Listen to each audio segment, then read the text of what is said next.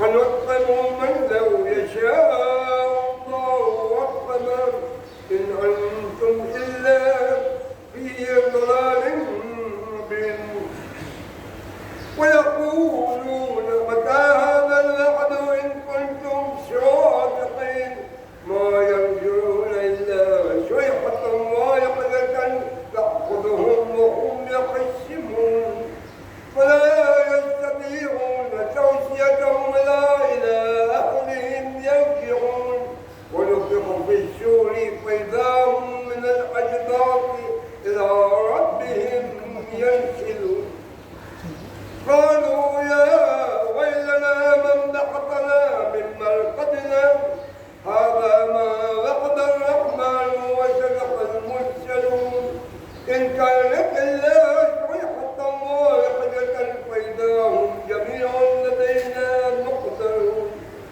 واليوم لا تظلم نفس شيئا ولا تجزون إلا ما كنتم تعملون إن أصحاب الجنة اليوم في شغل فاكهون هم وأزواجهم في ظلال على الأرائك متكئون لهم فيها فاكهة ولهم ما يدعون سلام قولا من رب رحيم وامتازوا اليوم أيها المجرمون ألم أعهد إليكم يا بني آدم لا تعبدوا الشيطان إنه لكم عدو مبين وأن اعبدوني هذا صراط مستقيم ولقد أضل منكم جبلا كثيرا أفلم تكونوا تعقلون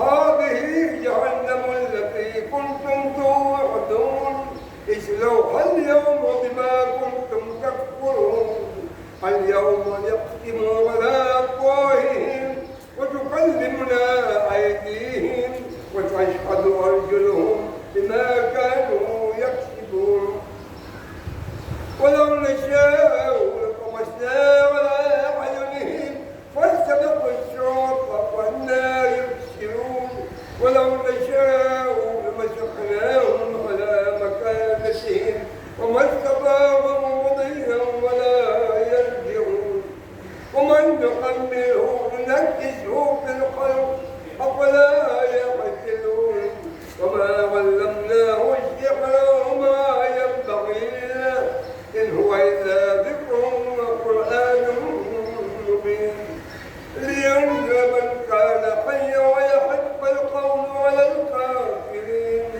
أولم يروا أنا خلقنا لهم مما عملت أيدينا أنعاما فهم لها مالكون وذللناها لهم ومنها ركوبهم ومنها يأكلون ولهم فيها منافع ومشارب أفلا يشكرون واتخذوا من دون الله آلهة لعلهم ينصرون لا يستطيعون نصرهم وهم لهم جند محضرون ولا يحزنك قولهم إنا نعلم ما يسرون وما يعلنون أولم يرى الإنسان أنا خلقناه من نطفة فإذا هو خصيم مبين وضرب لنا مثلا ونسيا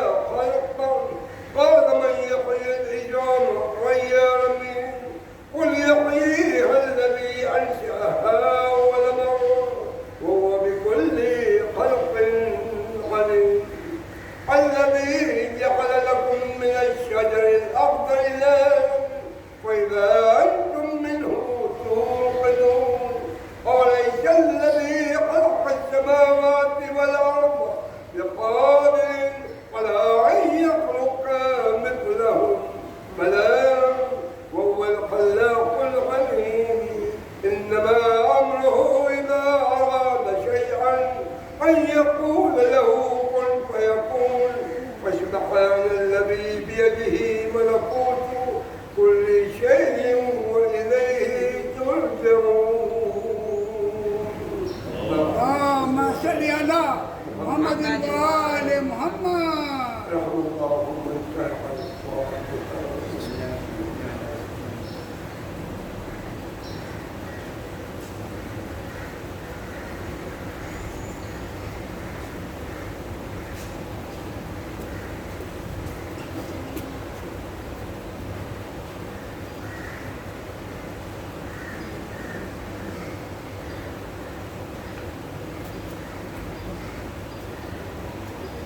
محمد وآل محمد صلوات اللهم صل على محمد وآل محمد اللهم صل على محمد وآل محمد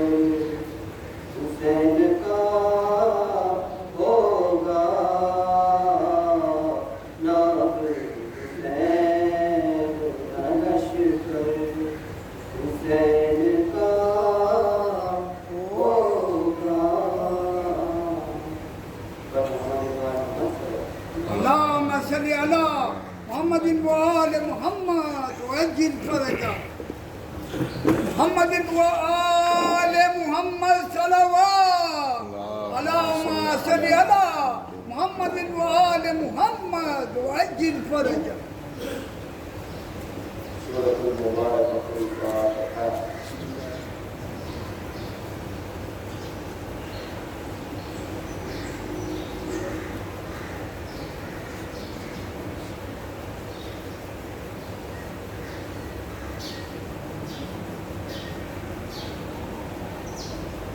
أعوذ بالله من الشيطان الرجيم.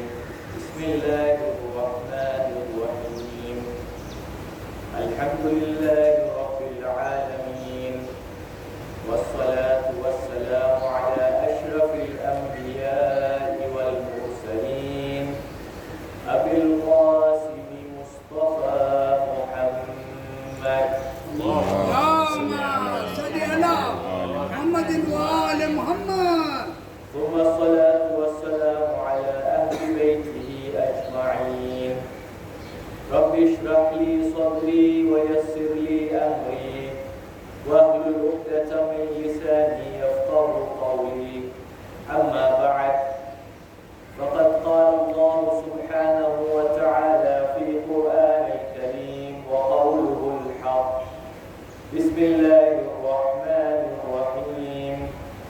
لا أسألكم أجرا إلا مودة في القربى. صلوات. اللهم صل على محمد وآل محمد The Holy Prophet Muhammad Mustafa sallallahu alayhi wa alihi wa sallam اللهم صل على محمد وآل محمد went through a lot of difficulties and tribulations.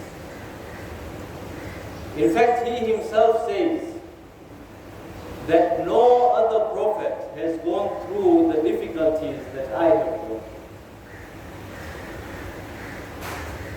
He was constantly under threat. The people close to him were constantly under threat. So for all these difficulties, one day the Ansar and the Muhajireen come to the Holy Prophet. And they say to him, Rasulullah, you've been through so much difficulties. You've done all this for us. So today we want to say thank you. And we have brought for you all these gifts. Now at that time, Jibreel comes down with the verse which I recited. Bismillah ar-Rahman ar-Rahim. La as'alukum ajran illa mawaddata fil qurba. Jibreel says to the Prophet, tell these people that I do not ask for any payment, any recompense, except for the love for those who are my family, the close ones too. It is very common knowledge who this verse is talking about. There are some enemies of the Ahlul Bayt who try and twist this verse. And they say that this mawadda, it's talking about your own family, closeness to your own family. But many major mufassirin in both the schools of thought have clearly mentioned that this verse is talking about Imam Ali alayhi salam, Bibi Fatima alayhi salam, Imam Hassan and Imam Hussein alayhi salam. Please recite the salawat. اللهم صل على محمد وآل محمد Therefore, the command was clear, love for my family members. But what did the Ummah do? The complete opposite. Since the death of the Prophet, injustice over injustice over injustice. And one cannot claim to love somebody without providing justice. Some things they do not even need a verse or a hadith, simple common sense. Justice is the most important part of love. Now when we talk about justice, there are several layers to justice. There is justice on a personal level.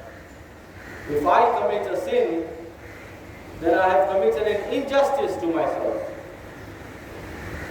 And then there is justice to those around me. If I hurt somebody, if I commit a crime against somebody, then I have committed an injustice. For example, ghiba. When one backbites, they have not only committed an injustice against themselves by committing a sin, but now they have committed an injustice against that person that they have backbited against. Allah subhanahu wa ta'ala is known as Sattarul Uyub. He hides the faults of others. So then who am I to go and reveal the faults of somebody else behind his back? I would like to narrate a story, and this happened around 200 to 250 years ago. At that time, the Marja'iyat was based in Samara. And the Marja was Marhoom Al-Mirza. Now at that time, there used to be the Zawar who used to come, and especially from Iran at that time, Iran's economy was doing very well. So a lot of wealthy Iranians used to come for Ziyarah. And many of them would bring money to spend while at Ziyarah. So once these two Iranian businessmen, they came to the Marja and they said to him that when we leave from here, we're going for Hajj and then we will be back. So we have some amana, we have our money that we would like to keep for safekeeping. So please advise us where we can keep this money for safekeeping. So the Marja says to him, there is a person who safeguards my money for me. His name is Amin. You can keep your money with him, it will be safe. So these people, they hand over their 2 bags to Amin and they go. Now when they come back, Amin had passed away. So now they go to the Marja. Now what should we do? We need our money. So the Marja said that Amin used to keep a book, and in this book, he would mention where he has kept everybody's money. So at that time, people used to bury their possessions. So they find this book, and they find the location for one of the gentlemen, and they get his bag, they give it to him. Now surprisingly, they couldn't find the name of the second person in the book. So they went to the family of Amin. Nobody had any knowledge about it. Now they come to the Marja and they say, now what? So the Marja says that go to Wadi Salam on Thursday.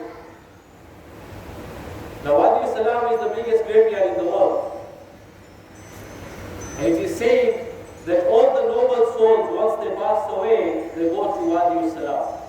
It doesn't matter where you pass away. We can pass away here in Mombasa, but if it's a noble soul, it goes to Wadi Salam. And if it's a sinful soul, then it goes somewhere else. We come to that shortly. So they go to Wadi Salam on the Thursday, they recite the dua, no response. So they come back to the Marja, they say, we went to Wadi Salam, we recited the dua, but there was no response. Now the Marja starts to get a bit worried.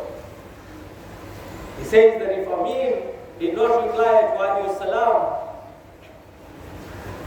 then I'm afraid you will have to go to the temporary Jahannam of Barzakh, which is Hadarul Maut in Yemen. So they go there and they recite the dua. And they go with one of the students of the Marja.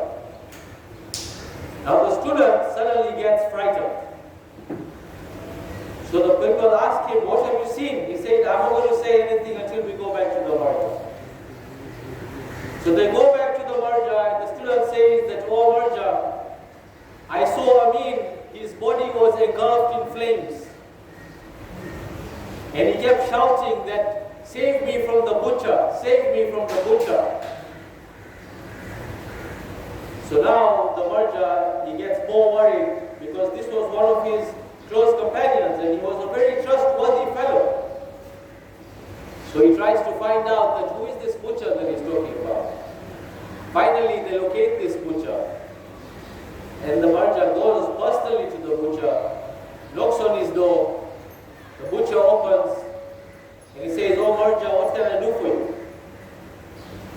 The Marja says that, "Do you know this person called Amin?" Now the moment the butcher hears this name Amin, he says, "Oh Allah, increase the punishment for Amin." The Marja says, "Oh butcher, I am here to try and find out what the issue is." The butcher says that I had a daughter of marriageable age. A gentleman from another city came and wanted his son to get married to my daughter. And we agreed, so he was supposed to come for my daughter. Now this gentleman, he goes to Amin, because Amin was a renowned scholar there, and he asks about this girl, like, how is this girl, to get some information. Now at that time, Amin, he wanted his own son to marry that daughter. So what he's saying is that I don't know. I don't know about her.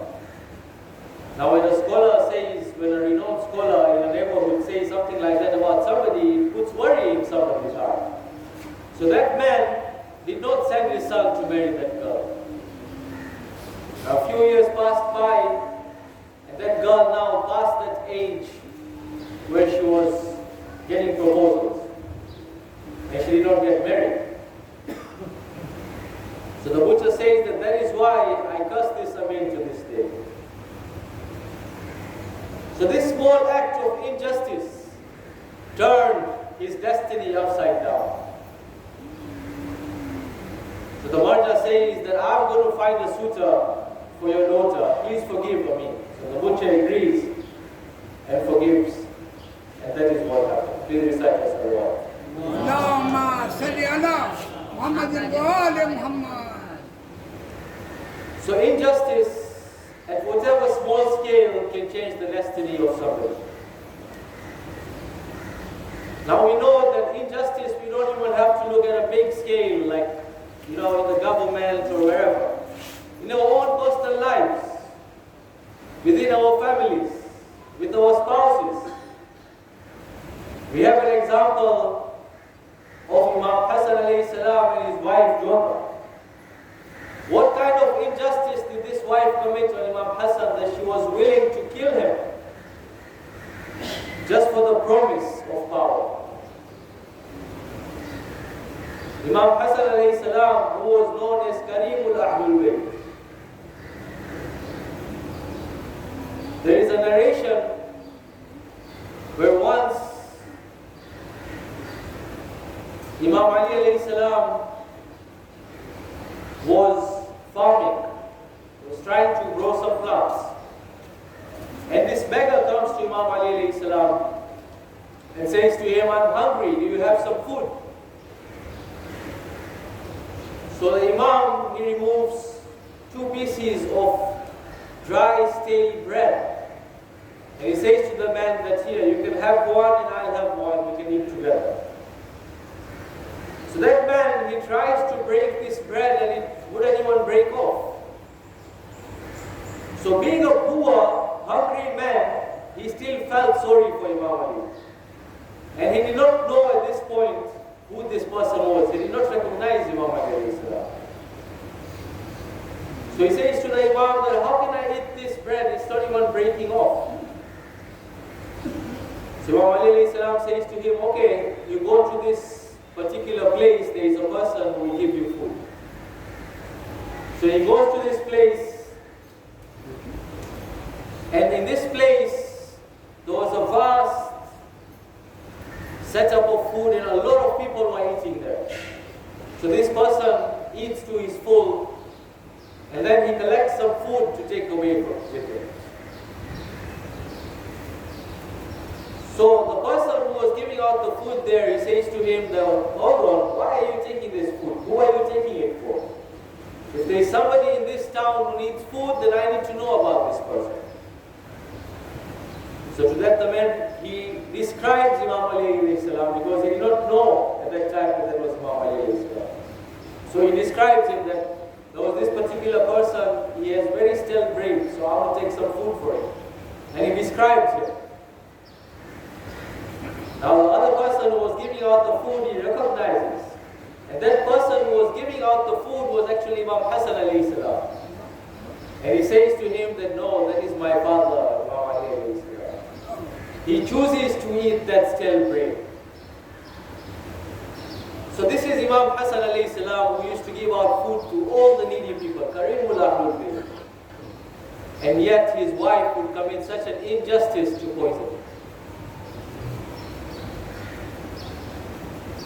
And as we know, the injustices on the Ahlul Bayt did not stop. Until we came to the plains of Karbala. And today is the day of Shaam Al-Ghareebaan.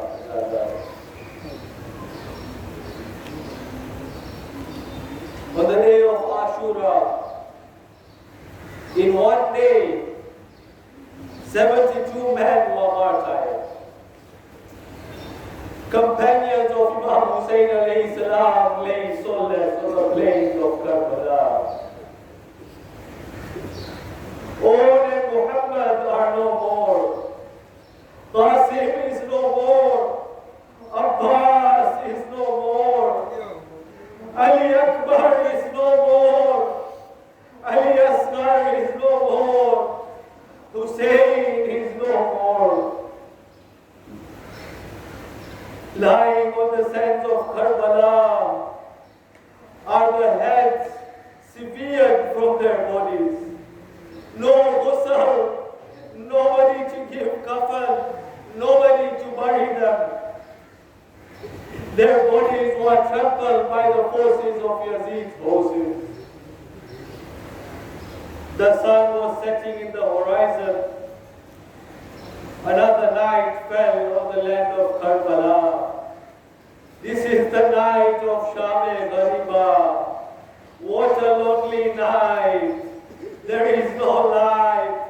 This is the night of darkness. The air was filled with sounds of ladies and children crying. Bibi Zaynab is not crying.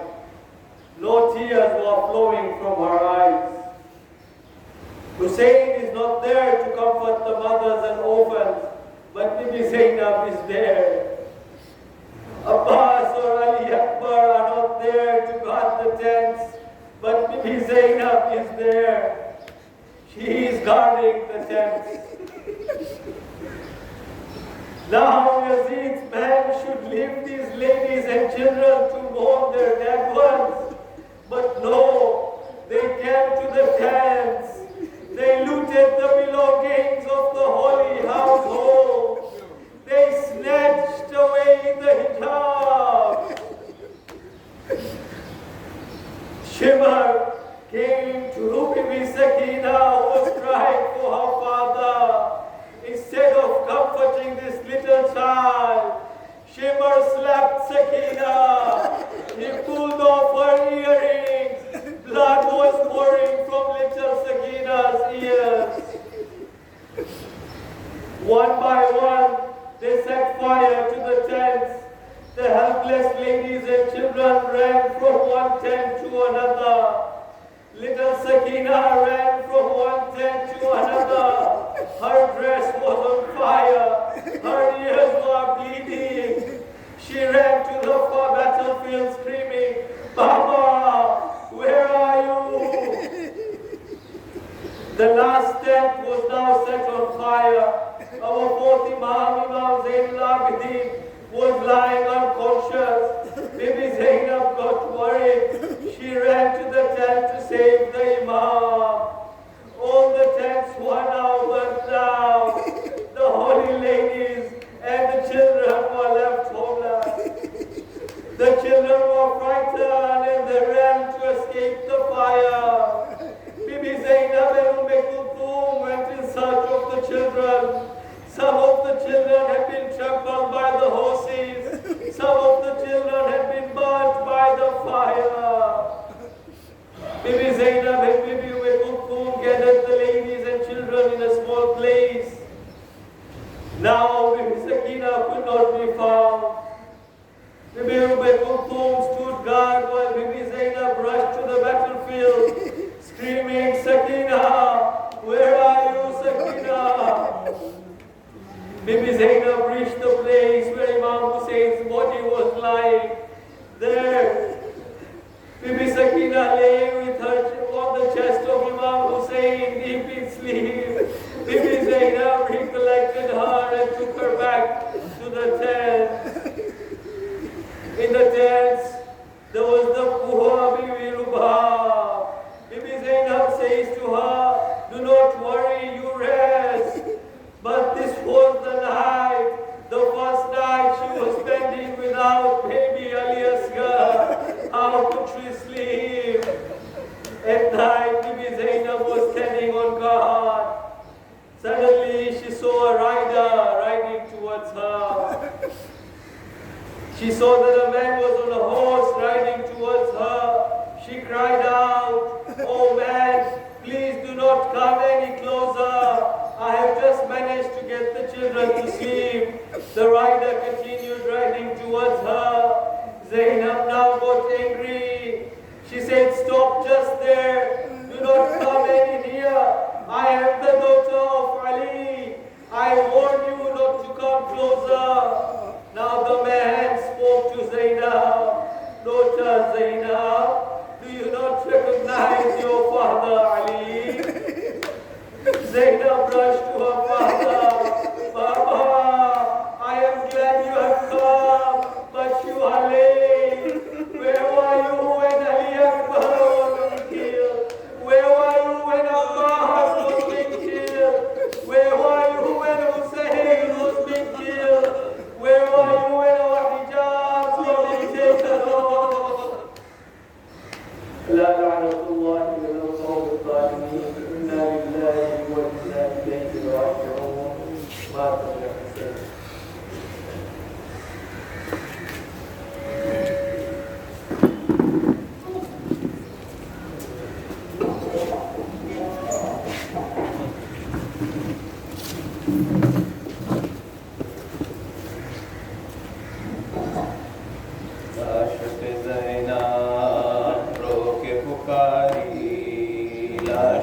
Zainab रो के पुकारी, भैया हमारा कोई नहीं है।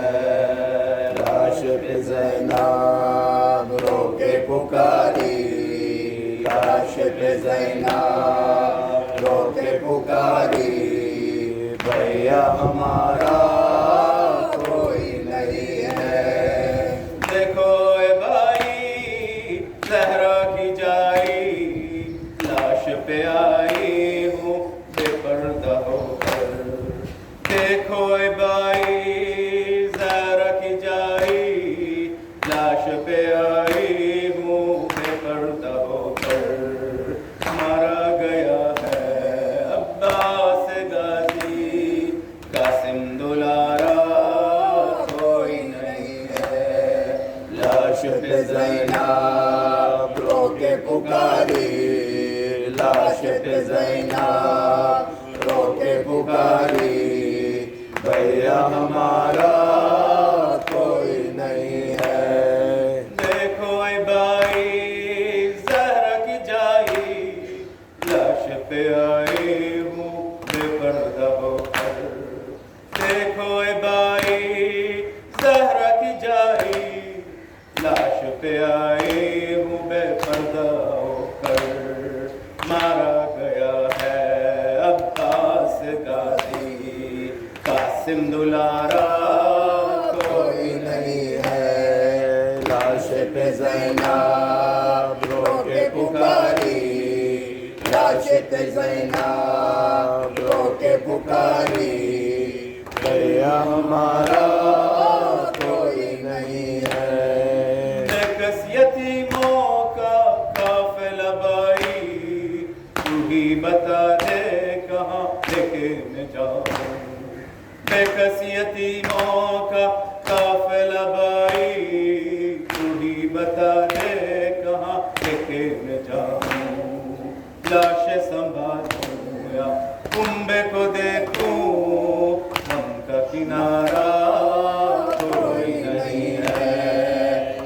लाश पे ज़ैनब रो के पुकारी, लाश पे ज़ैनब रो के पुकारी, भैया हमारा कोई नहीं है। गिरा है खैमे खाली है झूला, कृष्ण सकीना के किस्से को देखो। गिरा है खैमे खाली है झूला, कृष्ण सकीना के किस्से को देखो। गिर कर हुई तू बेआस बेटी, अब तो सहारा कोई नहीं है। लाश पे ज़ैनब रो के पुकारी, लाश पे ज़ैनब रो के पुकारी, भैया हमारा कोई नहीं है। करियल जवां की मैयत है आई, कहती है लैला ऐ मेरे अकबर। करियल जवां की मैयत है आई, कहती है लैला ऐ मेरे अकबर। किसकी नजर तुमको खा गई बेटा, तो सहारा कोई नहीं है। लाश पे ज़ैनब रो के पुकारी, लाश पे ज़ैनब रो के पुकारी, भैया हमारा कोई नहीं है। तीर से मारा असगर बेशीर, पानी न पाया खाए वो बच्चा। तीर से मारा असगर बेशीर, पानी न पाया खाए वो बच्चा। आओ ए बेटा, आओ ए बेटा, खाली है झूला, चुनने वाला कोई नहीं है। लाश पे ज़ैनब रो के पुकारी, लाश पे ज़ैनब रो के पुकारी, भैया हमारा कोई नहीं है। कर्बला में हमको बुलाना, आके वहाँ हम कर लें ज़ियारत। कर्बला में हमको बुलाना, आके वहाँ हम कर लें ज़ियारत। मेरी तमन्ना आओ वहाँ में, इसके सिवा को आरज़ू नहीं। लाश पे ज़ैनब रो के पुकारी, लाश पे ज़ैनब रो के पुकारी, भैया हमारा कोई नहीं है। खैमे जले हो सज्जाद है कंजी, कफनी तुम्हारा कोई नहीं है।